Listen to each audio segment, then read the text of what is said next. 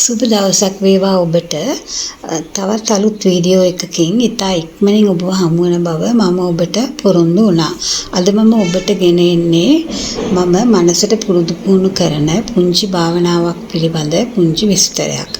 ඊට කලින් කියන්න ඕනේ මම මීට කලින් උදාහරණ වීඩියෝ එකේ හඬ කැවීමේදී විශාල ප්‍රමාද දෝෂයක් සිදු වුණා. ඒ පිළිබඳව මම සමාව අයදිනවා. මේ YouTube කලාවට මම අලුත්. ඉතින් වැරදි කර ඒ වැරදි නිවැරදි කරගනිමින් යන ගමනක් තමයි මේක. අපමහා බුදුරජාණන් වහන්සේත් බුද්ධත්වයේ කරා යන ගමනේදී අස්පින්ද අත්දැකීමක් නෙමේක නේද? උන්වහන්සේ වැරදි නිවැරදි කරගනිමින් මහා වීරයෙන් අවබෝධ කරගත් දහම් මඟ අප වෙනුවෙන් ඉතා කරුණාවෙන් දේශනා කරලා තියෙනවා. අපිට තියෙන්නේ ඒ මඟ යන්න විතරයි. ඒත් අපි තාම ප්‍රමාදයි. අපේ ශරීරයට ව්‍යායාම අවශ්‍යයි වගේම අපේ මනසටත් ව්‍යායාම අවශ්‍යයි. මනසට ඇති එකම ව්‍යායාමය තමයි භාවනාව. දවස් 3-4ක් ඒ වෙනුවෙන් වෙන් කරගෙන ආරණ්‍ය සේනාසනයකට හරි වෙන තැනකට හරි ගිහිල්ලා භාවනාවක් වඩන්න ඔබට පුළුවන් නම් ඔබ ඉතා වාසනාවන්තයි.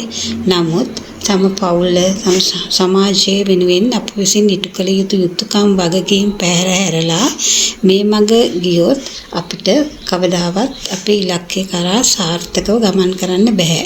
නමුත් අපි අතිදක්ෂ වෙන්න ඕනේ ජීවිතයේ සෑම සිදුවීමක්ම වගේම සෑම මොහොතක්ම කමටහනක් කරගන්න.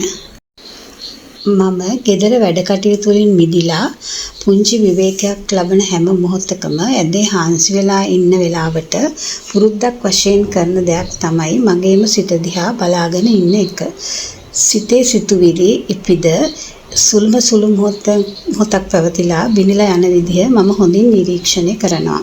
එතකොට මට පේනවා සිතුවිලි පරම්පරාවල්, ඒ කියන්නේ සිතුවිලි වැල් වශයෙන් ඉතා වේගයෙන් ඉපදිලා සුළු මොහොතක් පැවතිලා බිනිලා යන විදිහ.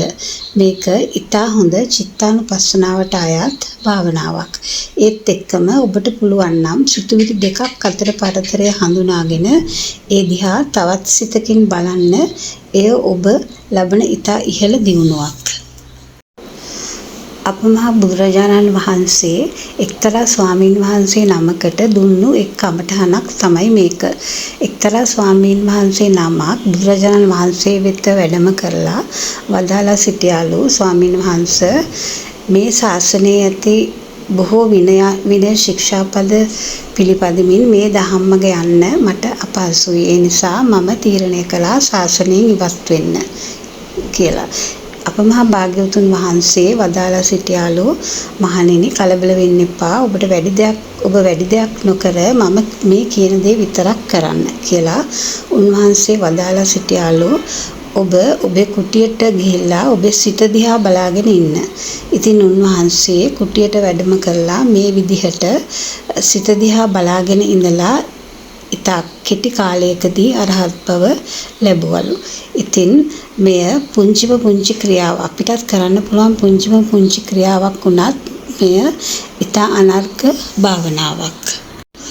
ඒ කියන්නේ මනස සිතුවිලි වලින් නිදහස් කරගෙන පුංචි වෙලාවක් හරි ඔබට ඉන්න පුළුවන් නම් එය ඔබ ලබන විශාල ජයග්‍රහණයක්.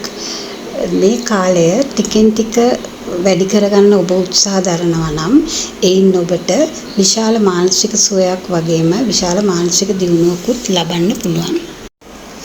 තවදුරටත් ඔබ ධර්මයේ ගැඹුරින් හදාරනවා නම් සිතට එන සෑම සිතුවිල්ලක්ම හඳුනා ගනිමින් ඒවා වර්ගීකරණය කරමින් ඒ සෑම සිතුවිල්ලකටම අදාළ විපාකය පැහැදිලිව විග්‍රහ කරමින් තියෙන අයුරු ඔබට අවබෝධ කරගන්න පුළුවන් වේවි. මේ ධර්මයේ එය ඊතා විද්‍යාත්මකව පැහැදිලි කරනවා. මේ ධර්ම ඊතා විද්‍යාත්මක ගාම්භීර නිර්මල එකක් කියලා කියන්නේ අන්න ඒ නිසයි.